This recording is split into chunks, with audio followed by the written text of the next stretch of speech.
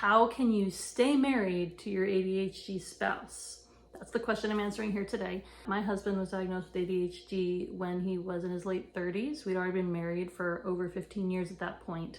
And so it came as a surprise to both of us that he had ADHD. So I talked in my last video about some of the grief and other feelings that I had to work through when he first got his diagnosis. If you feel like that would be helpful to you, feel free to go check that out. But today I'm going to talk about some of the things that we've learned in the last 6 or 7 years that have helped us to keep our marriage strong and to keep moving forward, even though he now has this new diagnosis of ADHD. And ADHD can be a real complicating factor in a marriage.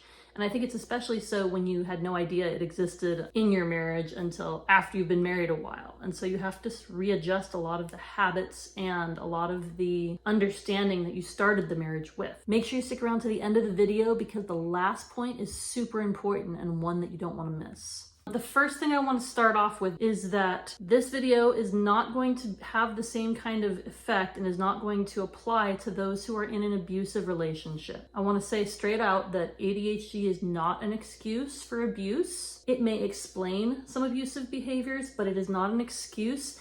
And so any tips that I'm giving here assume that both partners are committed to understanding each other and committed to working together on the marriage. If it's just going to be one of you doing all the work, these tips aren't really going to work as well.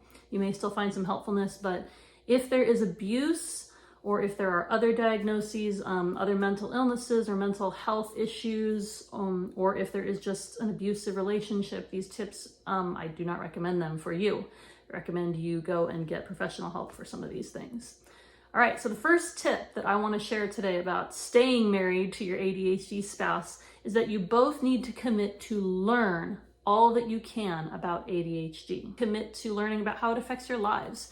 There's a lot of ways you can do this. You can do this through lots of videos like this one on YouTube. You can do it by reading relevant books together. My husband and I have taken turns reading books by professionals in the field. I highly recommend Driven to Distraction if you're kind of a nerdy, brainy type.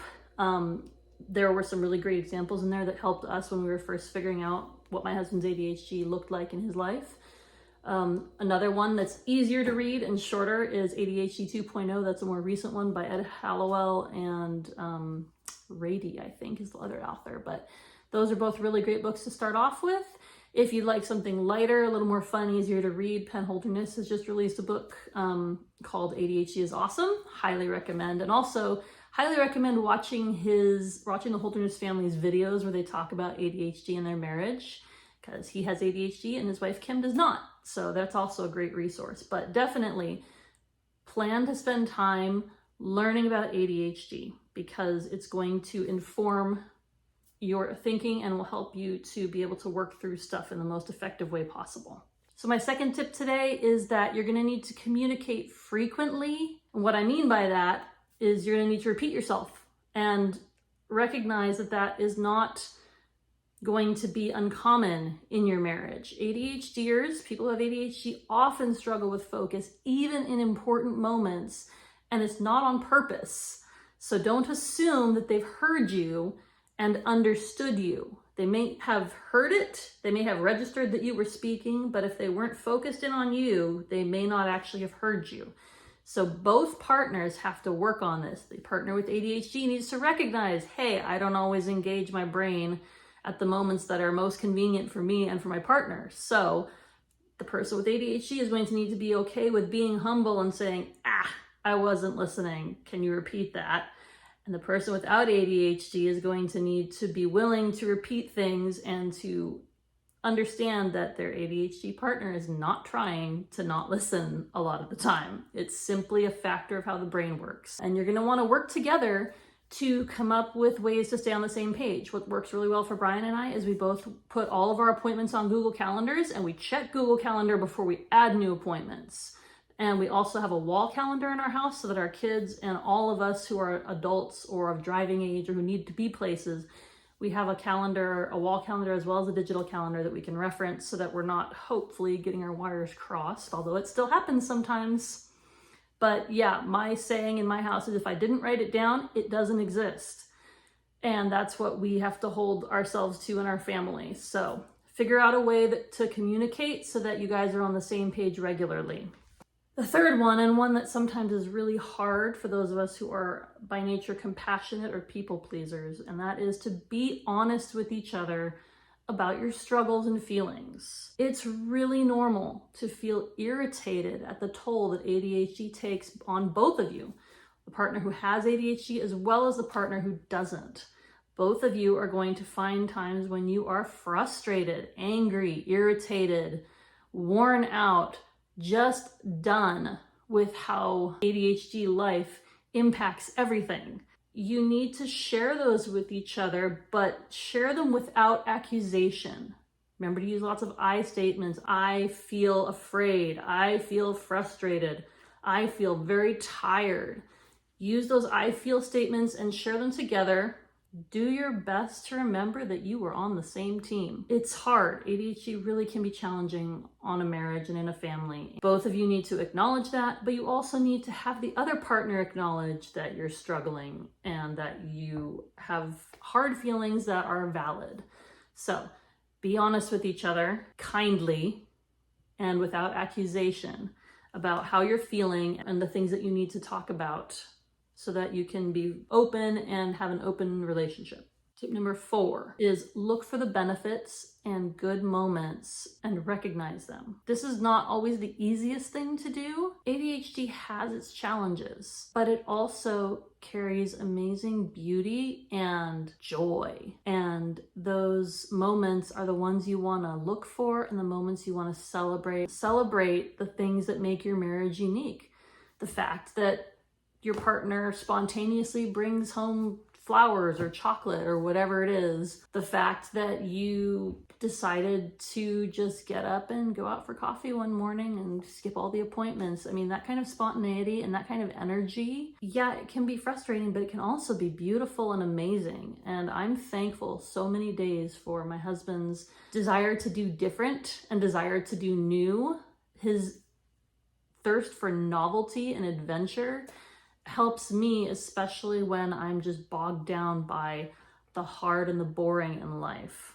And you want to look for those moments and celebrate them. And try to learn to laugh at yourselves when you can. The more you can laugh about some of the hard moments and some of the moments that could potentially be irritating, like did he lose his 5th comb this week? If you can, laugh about those things. Try to have a sense of humor, because getting angry doesn't necessarily help the situation. So as often as possible, try to laugh together. Tip number 5 is assume the best of your partner. Now, again, this is why I said the warning before about if there's abuse in your marriage, then this is dangerous. So clear through any issues of abuse, make sure that's not the case for your marriage, but then assume the best of your partner. Your spouse with ADHD is having to put in way more work than the average person to get the same results. Their motivation disappears at will. Their energy is like a roller coaster. Motivation for ADHDers comes and goes like lightning. It's here and then it's gone. That isn't something they can help. It just has those kinds of swings. Now, my energy doesn't work that way. My energy tends to be kind of more of an ebb and flow that's a little more even keel. My husband will have bursts of energy where he can get a ton of stuff done, way more than I could get done in the same amount of time. And it's followed by an equally difficult crash where it's hard for him to do anything. So just be aware that that is normal for them, that they are probably giving it their best. It's tempting to think that they may be being lazy, but a lot of the times they simply lack motivation. That's a chemical issue. It's not usually a moral issue. So try to assume the best whenever possible. Tip number 6, get therapy. Just do it. If you don't have a therapist already, go and get therapy. And I want to recommend that you get it individually. Each of you needs someone safe, needs a safe place to vent, and you need a safe place to talk about things having to do with your partner. Because even if you're trying to not speak about it in an accusing tone, there's usually a lot of social accusation, a lot of social criticism that your ADHD partner has already lived through. If you're the person with ADHD, then your spouse is already putting up with a lot of things that maybe they wouldn't necessarily have to be putting up with if you didn't have ADHD. So recognize that this is going to be hard for both of you, and you are both going to do well if you have a therapist who you can just honestly vent to and get the hard stuff out and then get back to problem solving together. I really honestly believe that everyone can benefit from therapy if they're willing to go and do the work, but I realize that's not possible for everyone. However, if there's ADHD in your marriage, do yourself a favor, get therapy. You will thank me. Next tip is to engage in safe community. What I mean by this is find friends who have ADHD, find another couple who's dealing with ADHD in their marriage, one or both spouses have it. Find a support group that is supportive and acceptive of neurodiversity. For us, we have a church where people are very accepting of that. And so that works really well for us, but we have also participated in multiple different kinds of support groups for various issues. Being with people who understand what neurodiversity looks like and are willing to accept differences is huge. So find that community for yourselves, because it will encourage you in the low moments and help you not to feel so alone on this journey. Next tip is to consider medications. A lot of times, if you're an adult with ADHD who got diagnosed in adulthood after you'd gotten through your school years, you may feel some resistance to trying medication, or you as the spouse may feel some resistance to them trying medication. This can be for a variety of reasons. I know reasons I've heard include, is it going to change my personality? I've gotten this far without it, why would I need it now? I don't know what kind of impact it can really have. We worked really hard to try coaching, to try changing behaviors and all sorts of things when we first got my husband's diagnosis, or rather when we first got our kids' diagnosis. We tried all things that were non-medication to see if we could cope with this and really get good results without having to use medication. And after about 6 months of that, we decided we were going to try medication. And I wish we had just started it from the beginning. Because if you've already gone through years of undiagnosed ADHD, you've already learned some coping skills if you've survived that long. You've probably hit the limit of them. If you haven't tried medication, I highly recommend it. Medication is one of the best tools available to help manage ADHD, especially when you use it with other tools like coaching, therapy, behavioral stuff. Timers are a great example, planners, things like that. All those other tools that you've been using up to this point, they're good. Medication can really fine-tune that and make life a lot better for both of you. The other thing about medication is it reduces the likelihood of addictive and dangerous behaviors. My final tip is to be on the lookout for addictions. Addictive behaviors, maybe it's not a full addiction, but it's kind of compulsive, and unnecessary risk-taking. All of these are things that are a result of ADHD. Is it the only reason? No, of course not. Trauma has a big factor there, and lots of other reasons. But people with ADHD are far more likely to get addicted to things, and that is because of their biology. Their brain actually makes them more susceptible to it, because your brain is seeking dopamine wherever it can get it. And many addictive type behaviors provide dopamine. And so it's just that their brain is craving that. It's not even something they do on purpose. It's a medical thing. It's a biology thing, is what I'm trying to say. It's this ADHD behavior of seeking dopamine. It's their biology there. The dopamine doesn't have the same effect on them as it does on other people, so they need way more of it. Some of the addictive behaviors that I've seen with people who have untreated ADHD are workaholism. They just work themselves to death or work themselves into a frenzy or exhaustion or burnout. Alcoholism is common. Screen addictions, video games, watching TV compulsively, pornography or sexual addictions is another common one.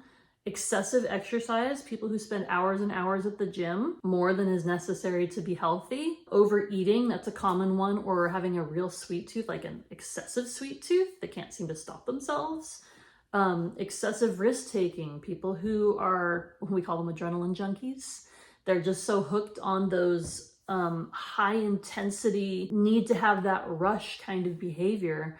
All of these are behaviors that unmedicated adults who have ADHD often engage in. Yes, it's a choice, but it also has to do with their biology. So I hope these tips have been helpful for you and that they will help in your marriage to your spouse with ADHD. If you have other tips, feel free to add them in the chat. Be on the lookout for our next video where I'm going to talk about different kinds of chairs for people who have ADHD that we found really helpful in our household, especially with our teens and our kids, to help them be able to get that movement out and stay focused on the work they're trying to do. If you don't want to miss our next video, make sure you hit the subscribe button so that you can find out and be notified the next time that we post a video about ADHD.